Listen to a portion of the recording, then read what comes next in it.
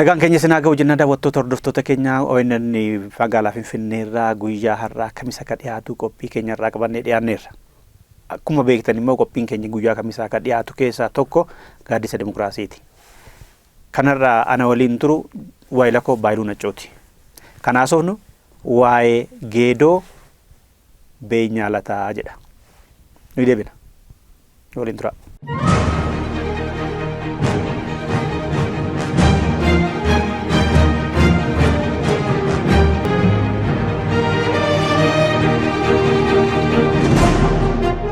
Baayiluu anaa dhufu.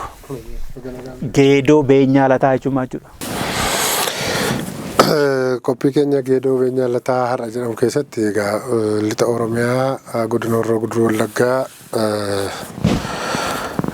tidhaa argama. Maqaan kun yeroo waamamu geedoo beenyaa jechuun karaa daandii geedoo yookaan magaalaa Calliyaa irraa gara godina Horroo Guduruu Wallaggaatti kan geessu daandiidha. Daandii geedoo beenyaa jedhameetu waamameera. Kanarratti xiyyeeffannaa. Sofnaa piroojeektiidha.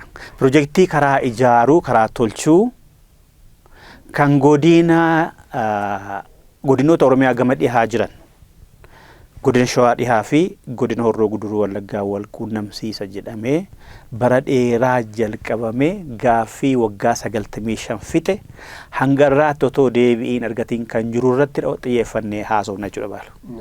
Baga nagaan dhufte. Daandiin geedoo beenyaa lataa jedhamu maqaa piroojeektichaati. Geedoon magaalaa aanaa Calliyaati. Achi hoggaa geessu asii Finfinneerraa kaatee gama dhiyaan hoggaa deemtu Hamboo dabartee Gudar dabartee geedoo galtaa. Geedoo hoggaa geessu karaa lama jira. Kan gara kaaba dhihaa geessuu fi kan dhihatti dabarsu jechuudha. Kan gara geedoorraan gara Fincaa geessuu fi geedoorraan gadi gara Baakkoo geesse immoo Naqamtee geessu Baakkoorraa immoo gara Shaambuutti kan jallisu jira. Kanaaf isa karaa mirgaatti guruu sana irratti haasofna jechuudha. Karaan suni maqaan piroojeektichaa geedoo beenyaa lataadha. Beenyaan lataa godina Horroo Guduruu Wallaggaa aanaa Abaaboo Guduruuti miti? Aanaa Guduruu keessatti argama. Kanaaf karaan achi jidduu jiru geedoo hanga Fincaatti kiiloomeetira 90 natti fakkaata. Magaalaa Fincaatti kiiloomeetira 90. Geedoo mana beenyaa kiiloomeetira 80. 80 jechuudha. Kanaaf geedoo beenyaa kana hojjetuudhaaf waggaa 95 ta'eera. Kana jechuun maal jechuudha? Sirna Haayilee Sillaasee keessas karaan kun hin hojjetamne. Karaamti caccabaan ture nuufaa hojjetamu jedhamee bara Haayilee Sillaasee guutuu iyyatamaa ture. Haayilee Sillaasee waggaa 44 fixee du'e. Itti aanee kan dhufe Dargiidha. Dargiinis warshaa Fincaa sanaaf jedhee aspaaltii illee hin galchine karaadhuma caccabaa sanatti ittuma caccabsaa bahee konkolaataa guddaarra deemsee waggaa 17 fixee intoo uummanni gaafatu inni sotoo deebiin kenniin kute Hararii galee.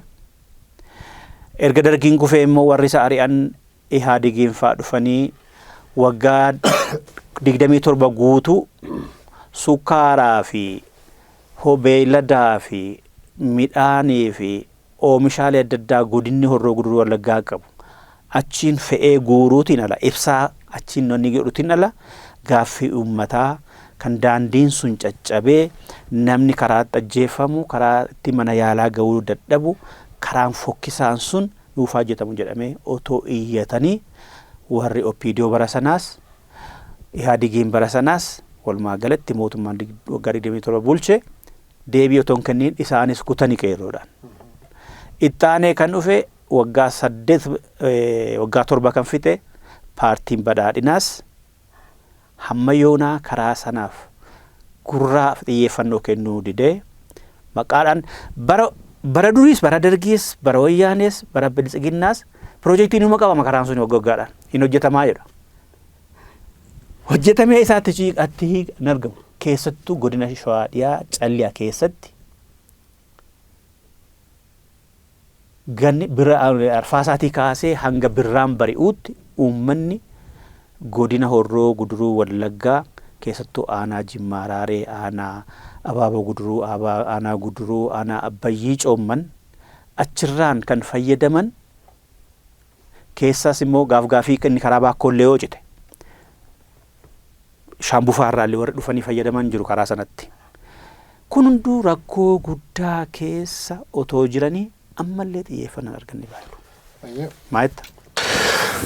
Tole fayyaa ta'e dasuu akkuma kaasne dhimmi ijoo har'arratti mari'annu dhimma daandii yookaan rakkoo daandii amma dhiha Oromiyaa keessumaa godina Shawaa dhihaa fi godina Horroo Guduruu Wallaggaa wal qabatee rakkoo bara baraan rakkoo ta'e kanarratti kaafna. Isa dura garuu waa jechuun barbaade dasuu. Dhalli namaa wantoota bu'uuraa barbaachisoo ta'an sadi yookaan immoo afaan Ingiliffaan human need kan jedhaman amma inni ta'eera. Irra darbee nyaata, mana jireenyaa, uffataa fi akkasumas jireenya hawaasummaa waan itti guuttatu kan yookaan immoo waan dhala namaa barbaachisu jedhamu waan akka bishaan dhugaatii, waan nyaataa, qulqullina fayyaa warra kana isa barbaachisan. Kana keessatti haalli fayyummaa namaa maali? Namni fayyaa guutuu argachuuf maal keessa jiraachuu qaba? Silaa jireenyuma qananii keessa jiraachuu qaba namni. Barumsaanis, jireenya hawaasummaanis, teeknooloojiinis, diinagdeenis, saayikooloojii yookaan immoo hamilee xiinsammuutiin illee namni nagaama fayyaama guutuu ta'ee jiraachuu qaba. Haa ta'utu jiruuf jireenya hawaasummaa keessaa kan yeroo ammaa kana akka malee nama dhukkubsuu fi bara baraan gaaffii namatti ta'u keessaa hawaasni tokko fayyaa guutuu jiraachuuf yookaan immoo fayyaa qabeessa jedhamee haasa'amuu fi hanqinni bishaanii dhibamuu qaba. Hanqinni daandii baduu qaba yookaan hir'achuu qaba. Hanqinni dhiyeessii nyaataa akkasumas immoo jiruuf jireenyi nama sanaa yookaan hawaasa sanaa guutuu ta'uu qaba. Kana keessatti kan godina Horroo Guduruu Wallaggaa yookaan dhiha Oromiyaa jechuu dandeenya guutummaatti yoo kaafne rakkoowwan adda addaaf saaxilamaniiru. Sababa daandiin ciccituurraan kan ka'e yookaan sababa daandiin baduurraa kan ka'e haati yookaan harmeen deessuun duuteetti, daa'imman ulfaas garaa keessatti duuteetti, silaa fayyuu osoo danda'amuu qoricha fudhatanii dawwaa fudhatanii fayyuu danda'anii yookaan yaalamuu osoo danda'anii osoo bakka yaalaan gahiin sababa rakkoo daandiin uummanni hedduun karaatti dhumeera. Kunis hanqina yookaan sababa rakkoo daandii kaasuu dandeenya. Dhiyeessiiwwan qoricha adda addaa sababuma rakkoo daandii kanaa wal qabatee hospitaalonni adda addaa yeroo cufanii yookaan buufataaleen fayyaa adda addaa qoricha gahaa argachuu dhabuudhaan hawaasni keenya daran rakkataa fi dhibamaa ture. Kun tokko rakkoowwan gurguddoo jedhaman keessa tokko rakkoo tajaajiluma hawaasaa keessa rakkoo daandiiti. Rakkoon nageenyaa jira. Rakkoon diinagdee, rakkoon qaala'insa jireenyaa jira. Rakkoon tajaajila hawaasummaa keessaa immoo kan hawaasa tajaajilu jedhamu rakkoo daandiiti. Yoggaan asii dhufu daandiin godina Shawaa dhiyaa keessumaa aanaa Calliyaa magaalaa Geedoo kaasee gara akkuma kaaste godina Horroo Guduruu Wallaggaa karaa Fincaa fi aanaa Guduruu Abaaboo Guduruu geessu kuni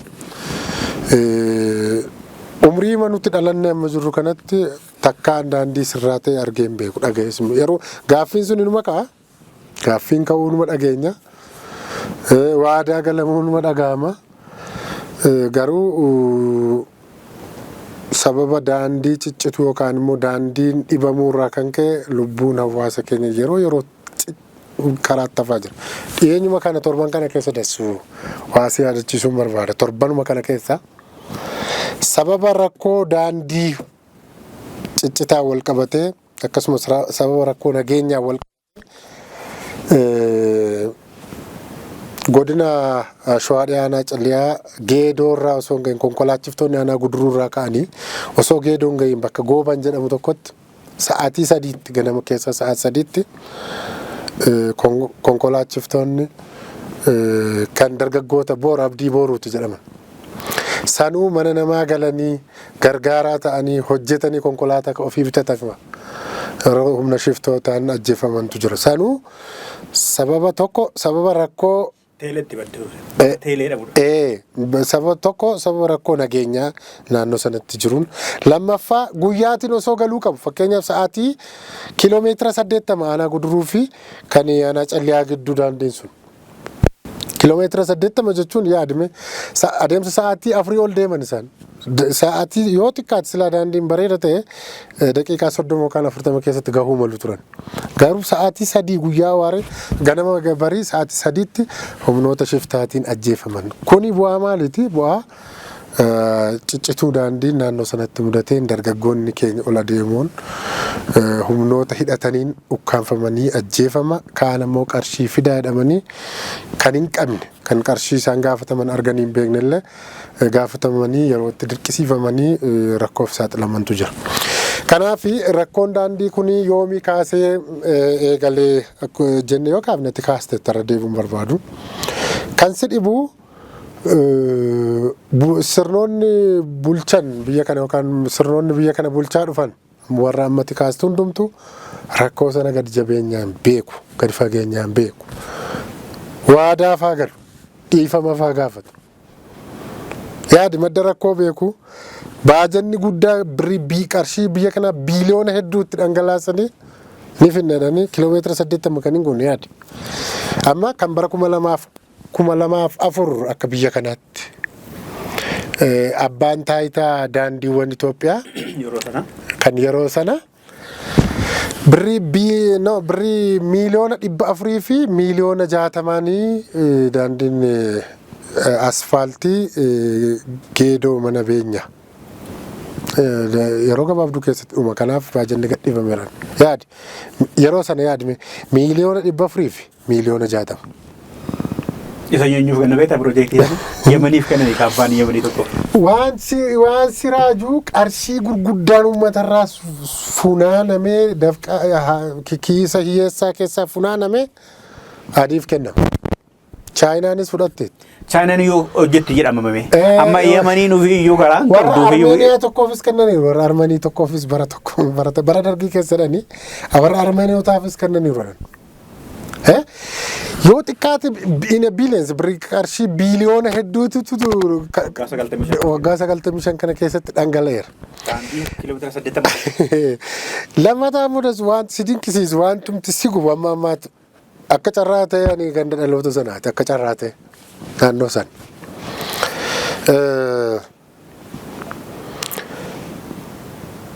Biyya kana keessatti gama galiin kontribuushinii yookaan immoo hirmaannaa guddaa akka qabu humni ibsaa galii guddaa argamsiisaa akka jiru. Humni ibsaa fincaa'aa kan godina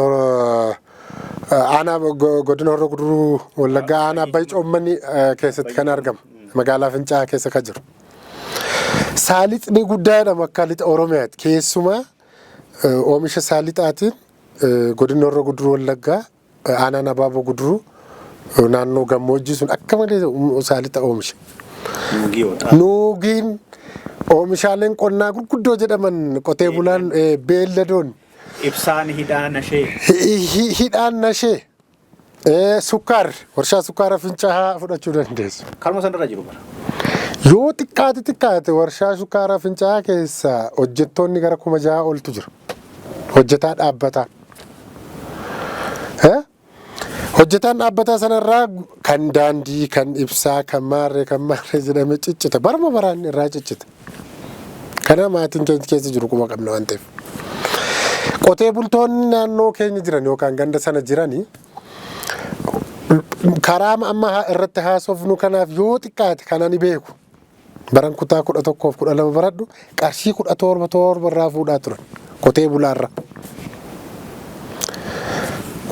Ani hin beeku cubbuu maal akka dalageeru hin beeku kan lixa Oromiyaa naannoo godina Horroo Guduruu Wallaggaa sana uummanni waaqxisitti garaa jabaate natti fakkaatan hin beeku. Yaada hospitaalli achi jira. Eessa jira fincaama hospitaala guddaa jira? Hospitaalli guddaan aanaa Guduruu magaalaa Kombolshaa keessa jira kan akka Horroo Guduruu Wallaggaatti beekamaa ta'e. Yoo xiqqaate nama 7,000 ol kan keessumsiisu hospitaala guddaa. Kaampaaniin oomishaalee gurguddoo amma jennu kun achuma keessa jiru naannooma sana keessa jiru. Isaaniif galteewwan adda addaa ni barbaachisa. Kan si dhibu immoo galteewwan adda addaa kan oomishaalee galiin isaanii federaalaaf ta'e galiin isaanii federaala ta'e keessa kan akka humna ibsaa kana kan akka oomisha warshaa sukkaara kana galteewwan gurguddoo ajjabanii yookaan immoo konkolaataa gurguddaa konkolaataa waraanaan deeggaranii fidanitu kennuufi. Oomisha achirraa argames akkasuma ajjabanii fuudhanii yookaan immoo hiriirsan yookaan fuulduraaf duubaan hiriirsanii humna waraanaa fuudhanii gurguratu. Anaan kan na dhibu itti yaadame kan sirraa qabnu ofii keenya nuti akka barbaannetti fudhanna ati akka barbaaddetti jiraadhudha wantichi. Si barbaannu qabeenya kee barbaanna fakkaata. Kanaaf haalli lixa Oromiyaa keessa keessumaa kan godina Horroo Guduruu Wallaggaa keessatti mudatee amma rakkoo daandii wal qabatee jiru baay'ee nama gaddisiisa. Uummanni suni waan macalaqqee Oromiyaa adda baay'ee jirudha. Baalee keessa soo laaltee ginda barati soo laaltee iddoo jirudha. Naannoon amma jennu kun immoo hundinuu biyya oomishaadha. Gaaffiin isaanii otoo lafee dugdaa dinagdee impaayera Itoophiyaa taatee jirtu Oromiyaan jaarraa 21ffaa keessa qoricha dhabanii du'uun ulfi karaatti du'uun sababii karaatiin jechuudha. Hospitaala Kombochaatii as hamma Geedootti hospitaalli hin jiru. Namadhaa namni dhukkubsata. Namadhaa namni wal keessa deddeema. Hunduu gara Finfinnee dhufa miti ree. Finfinnee dhufanii yaalamuudhaaf yookaan gara fira dubbisuu dhufuudhaaf yookaan daldaltoonni daldala isaanii gara gabaa giddu galaa kanatti fidachuudhaaf karaa isaan barbaachisa. Karaatti cufamnaan karaan imnaan seensa gannaatii kaasee hanga birraanuu erga re'ee booda karaan sun amma dhoqqeen qorutti hin hojjetu. Namni walakkaa kanatti hin du'a dhukkubsata. Urfi jirti akkuma jette daldalli achirraa dhufa oomishoonni nama maqaa kaafne kuni. Rakkoon nageenyaa immoo naannoo sana lolli jira yeroo hundumaa. Hattuunis jirti waraana bilisummaa Oromoo fi mootummaanis wal lola. Mootummaan yoo helikopteraan geessamanii waraana isaa eessaan geessame. Galteewwan warshaalee naannoo sana jiraniif kan geessuu danda'u silaa konkolaataan fe'amee lafaan ture. Xiyyaara ogeessa ta'e hin beeku malee. Kanaaf gaaffileen Oromoo ka'aa turan durii kaaseen garraatti hin deebine keessaa kun ragaadha. Maccaaf Tuulamaa kan hundeeffamee fi gaaffii siyaasaa dimokiraasii hin jenne. Haalli yeroo sanaas akka siyaasaatti socho'uun rakkosaa waan ta'eef hin danda'amu waan ta'eef manni barumsaa galuu Oromoo fi mana barumsaan ijaaraa karaan haa galuu Oromoo fi karaan qabu karaan tolchaa fi bishaan haa argatu fayyaa haa argatuudha kaase. Akkuma inni kaaseen Haayile Sillaaseen Maammoo fa'aa fannisee ajjeesee warra kaan hidhaatti naqe. Koloneel Alamuu fa'aa. Jeneraal Taddafaan fa'aan du'ani. Gaaffii hawaasummaaf dinagdee waan kaasaniif. Itti aanee kan dhufe dargiinis gaaffii hawaasummaaf dinagdee Oromoon qabu deebisuu mannaa akka Itoophiyaattis deebisuu mannaa farrajaatti dale. Farrajaatti galee nama rashanuutti ka'e. Haayile Sillaaseenis karaa sanin Haayile Maccaaf Tuulamaa ukkaamsee gaaffii nagaa gaaffii fayyaa fi gaaffii daandii fi gaaffii bishaanii hin deebisne. Inni sun ittuma fufee har'allee hin deemine karaan suni. Kanaaf qabeenya isaa malee nama isaa hin barbaadanii kan fakkaatudha. Kun immoo isarraa maddanatti fakkaata beektaa. Namni achirraa dhalates amma caffee keessa jira paarlaamaa keessa nama jiru. Afaan isaaniitu loggomamee taa'e moo gaafataniitu dadhabanii moo gaafatanii dadhabanii jiraatan immoo hin dubbatanii gaafannee turre. Amma obbo Shimallis pirezidantiin Oromiyaa waggaa darbe achirra dhufaniiru karaa Geedoo kanarra. Isaanuu itti makanaan isaanii kan isaan ajjabee deemullee karaa darbuu dhabnaan. Lukaan miillaan haa ta'u maaliin isaa ta'u garuu konkolaataa hin dabarre. Amma otoo Oromoof yaaduu jira ta'e obbo Shimallis amma galanii buluu. Maal hojii mataanii bilbilaatiin hin ajajan dhugaadha daandiin suni daandii federaalaati natti fakkaata. Federaalaati. Amma obbo Shimallisiif caffeen Oromiyaa dhiibbaa gochuu dadhabanii mootummaa federaalaa irratti. Moo mootummaan federaalaa quban qabu gaaffiin kun akka jiru mayoona. Moo warri warshaa fincaa sukkaaraa fi ibsaa isaanitti tolee deemaa jiru karaan sun hin cufamne. Konkolaataan akkuma daawwattoota keenya agartan kun Shawaa dhiyaa keessattidha kan amma konkolaataan dhoqqee qabamee akkas toora galee dhaabbatu kun kan amma atillee jette dargaggoonni lama konkolaachiftoon ajjeefaman karaan cufameetu bakka teelee jedhaman. Yoo karaan cufame immoo hattuu fi saamtuuf shiftaa karaa banamaa fi halkan eeggattee dawoo eeggattee warra konkolaataa keessa bulu saamtiin ajjeesti. Dafqaan bultoota ajjeesti. Ajjeesti. Namni kan du'u karaan sun waan cufameef fayyaa dhukkubsatee qofa ulfaan qofa toon taane shiftaan illee nama ajjeesa karaa bana. Mootummaan illee dinagdee galteewwan akka ibsaa fi shukkaaraa fi beeyladaa fi saliixaa fi nuugii fi xaafii fi midhaan adda addaa achirraa ol dhufu dhabee qaala'insi gabaa asitti mudata. Kun immoo uummata mufachiisa. Qaala'insi gabaallee amma kan dhufu sababii kanaati. Beekaa hin godhamu yoo ta'e maaliif waggaa 95 fixe? Yoo beekaa hin godhamu ta'e inni kaanwaaf waggaa 8 as maaliif xiyyeeffannaa dhabe? Kiiloomeetira 45 hojjechuu dhumti. Kiiloomeetira 80 hojjechuun waggaa 95 fudhata taanan. Wanti kun dasu. Amma erga arganii obbo Shimallis ani hojjechiisu jedheen ture. Kunoo waggaa fixe. Ergasiin isaan miillaan arganii galanii jechuudha. Amma akka dhuunfaa ta'a malee maatima keenya keessaa kan mana yaalaa asii qaban Paawuloosii beellama dhufuu hin dandeenye. Sababa karaa sanaa eessaan fure? Namoota hedduu jira. Kan du'anis jiru dhiyeenya kana. Dinagdee irratti miidhaa qaba. Daldala akkamitti dhufanii daldalu akkamitti galteewwan fidu Finfinneetti. Mootummaa federaalaaf akkamitti dhufee gala. Gibira maal hojjetame kaffalama. Isallee egaa inni itti murtaa'an guyyaa isaanii. Kan si dhibu qotee bulaan amma sa'a barbaadetti waqtiin amma waqtii qonnaati. Waqtii irra jireessa qotee bulaan sirnaan yeroo isaatti fayyadamudha. Xaa'oon sirnaan galuufiiti qaba. Kan si dhibu ani gaafadheera kan si dhibu xaa'oo lafa qotanii erga qopheessanii erga warri kaan naannoon biraa qotatee waan hunda erga facaafate karaa biraan naannahame xaa'oo argachuuf gatii xaa'oo isa mootummaan asii gadi buuseen ala irratti dabalameetu xaa'oo kaffalu. Xaa'oo kaffalanii fudhatu. Ammoo gibiroo qixuma kaffaluusi. Ani kan numti nagu bu'ee kan numti akkatti kaastee jirtaaf bara. Muummichi ministeeraa Dr. Abiy Ahmed Tibbanu torbanuma darbe keessa miti paarlaamaa irratti haasaa isaan taasisan. Miraakilii adda addaa guddinni gama diinagdee keessumaa gama agirikaalcha gama qonnaan jedhani. Qonna eeguu kaasanii maal isaan itti lixee Oromiyaa hin mul'atu. Anamma Oromiyaa bakka tokko qofaa yookiin immoo wal caasisuu kiyyaa miti. Nan beeka. Shawaa kaabaa kana keessa rakkoowwan hedduutu jira. Kumaa oltu. Shawaa kana kunoo wanni keessa Shawaa Kibbalixaa keessa. Godina Baalee keessa. Gujii keessa rakkoo hamaatu jira ammallee. Guutummaa guutuutti waan inni caffee karabaataa kaawwatee caffee keessa taa'us inni uummata bakka bu'ee jedhusi maan dubbatu. Ammoo abbaan taayitaa daandiiwwan Itoophiyaa dhiifama yeroo inni gaafatutti karaa TV yookaan karaa foddaa televezyiinii OBN argeera kana dura. Ammas dhiifamuu gaafatamu. Maali moo sagalee uummataa sanaatu isan dhaqqabamu moo raawwii hojii isaanii hin qoratan isaan maaf hin ilaalan maaf furmaatatti hin taasisan. Kan yeroo amma maal godhu beekta faashiniin tokko jira yeroo bokkaan roobuuf yeroo ganni dhufu kana bara baajataa ittaanutti baajanni qabameera. Isoo caalbaasiinis kan bahu gara dhumaa caanfaa keessa ta'ee. Waan nama raaja kanaaf.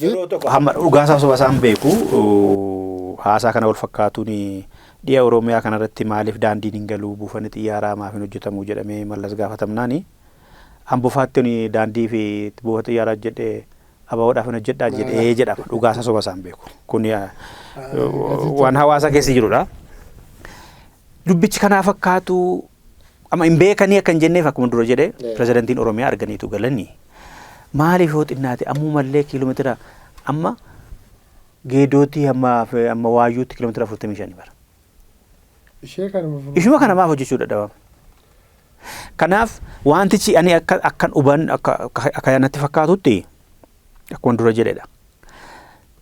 Oromoodhumaaf Itoophiyaatu waliin taane sirnootuma Itoophiyaa fi Oromootu waliin taane walii yaadan. Oromoon qabeenyi isaan fudhatamaa dhaqee waraanatti wanni ta'aa. Saamamaa. Maqaa isaatiin warri muudamanis fi warri biyyittii wanni keessaan bakka gurguddaa qabatan turaniiru jiru.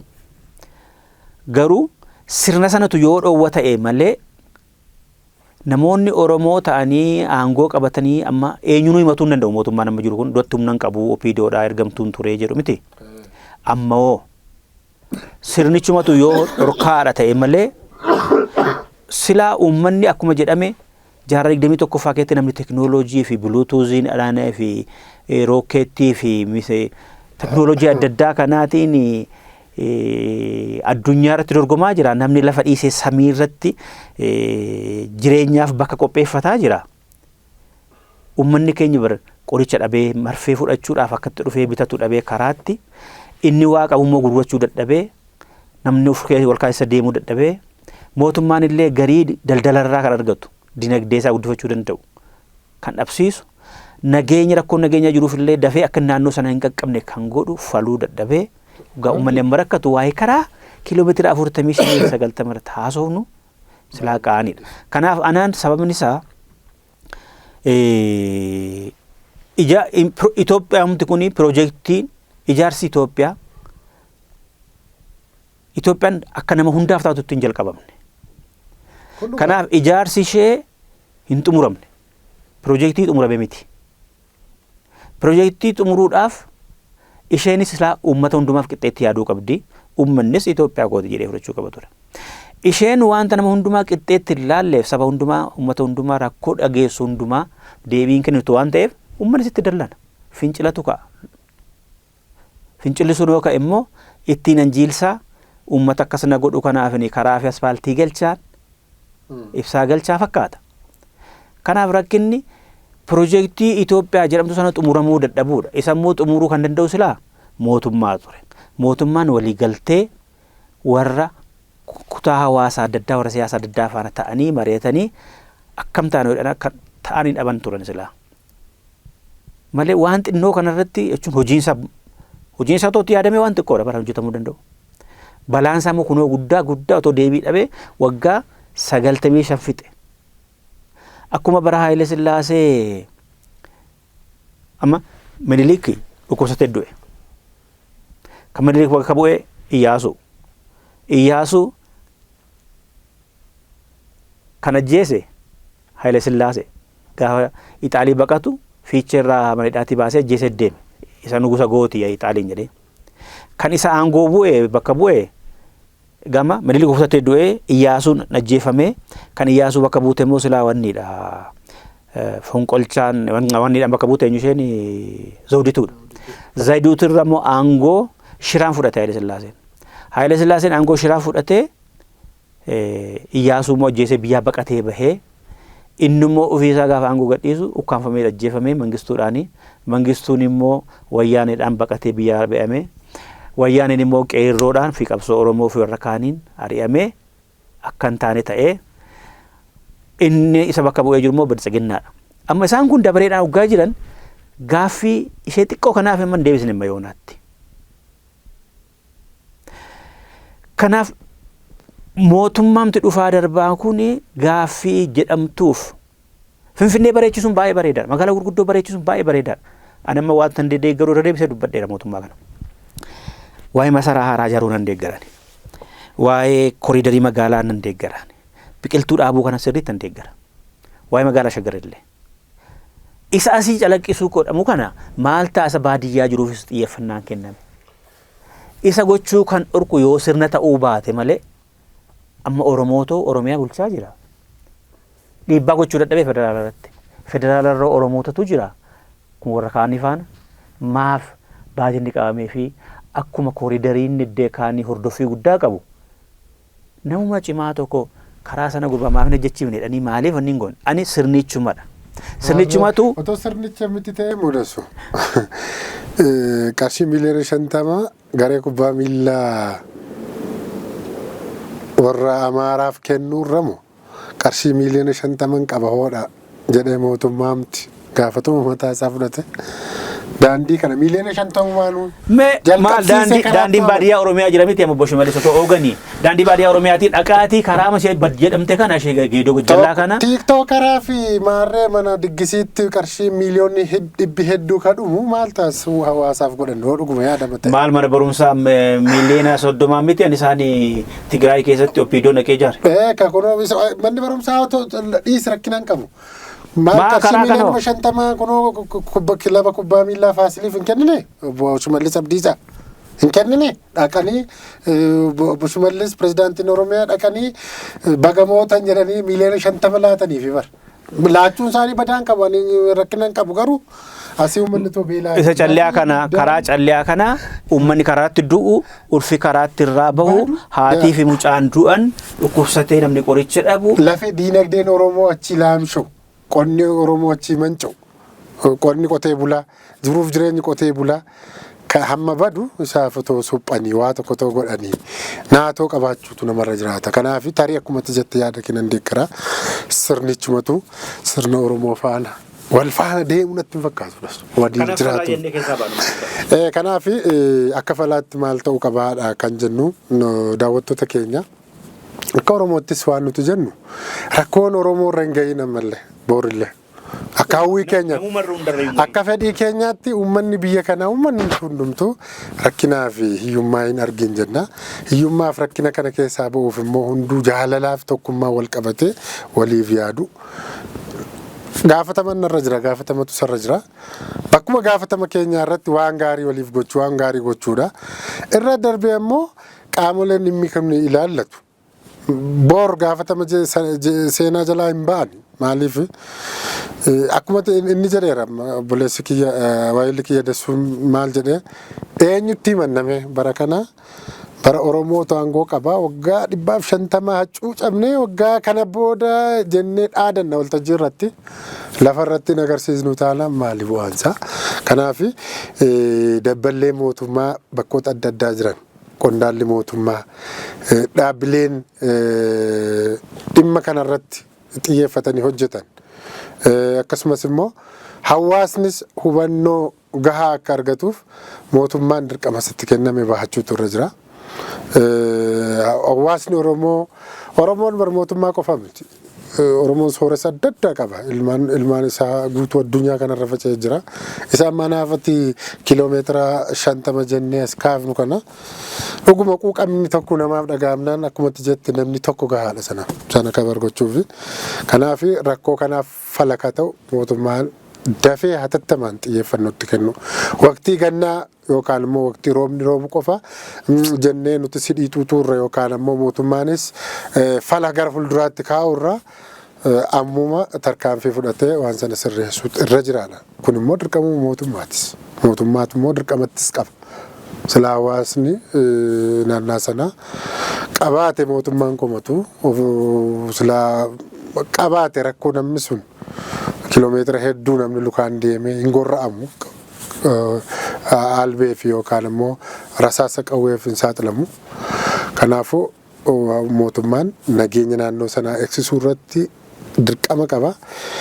Misooma naannoo sanaa saffisiisuu fi fiduu keessattis dirqama mataasaa qaba. Bu'uuraalee hawaasni naannoo keenya bu'uuraalee misooma hawaasni naannoo sana jiran guutuuf dirqamatti qaba. Kanaaf mootummaan dirqamatti qabaadha. Egaa Baahiluu kaayyoon qophii keenya kana odeeffannoo rakkina jiru hawaasaa fi uummataatti dhiyeessuudha. Hamma danda'ametti immoo kallattii akeekuudha. Rakkina ammanni bal'atee jiru ibsuudha waan ta'eef ibsineerra. Fala immoo kan nutti fakkaatu mootummaa fi hawaasni kan taa'edhaan keessaa fudhatu isa kan dhiisu. Falli akka ta'e qaama sadiidha.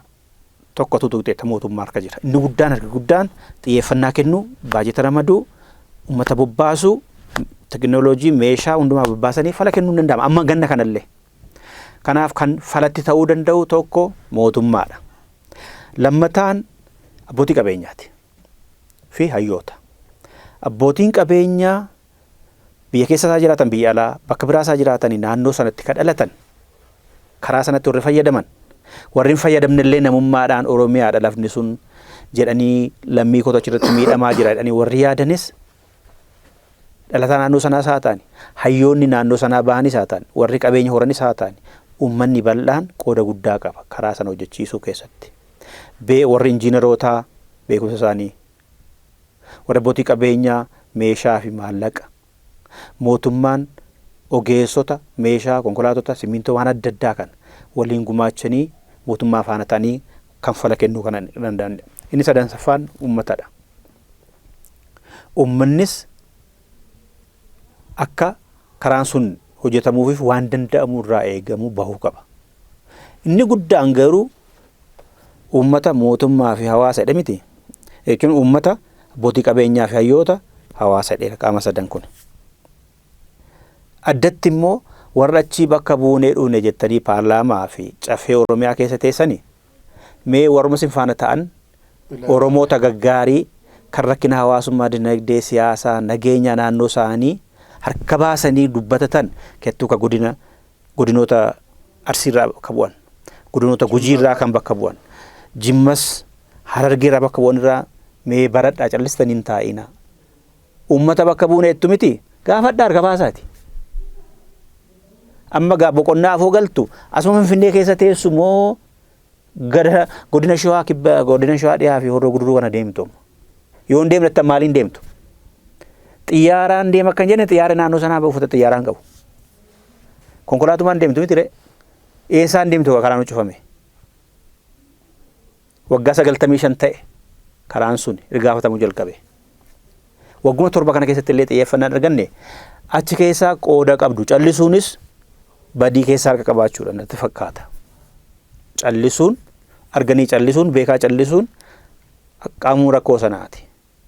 Isinis dubbadhaa, gaafadhaa, dhiibbaa godhaa, nama dammaqsaa, haqaa federaala gaafadhaa, Oromiyaa gaafadhaa. Federaala laalata karaan sun jettanii hin taa'inaa. Warri Oromiyaas abbaan daandii taayitaa Oromiyaa karaama sana otoo hojjechiise federaaliin didaam. Inni didaamaa hojjechiise uummata keef jedha. Kanaaf falli jiru mootummaa, abbootii qabeenyaa, hayyoota, hawaasa, warra siyaasaa naannoo sana bakka buune jettan ilaallata.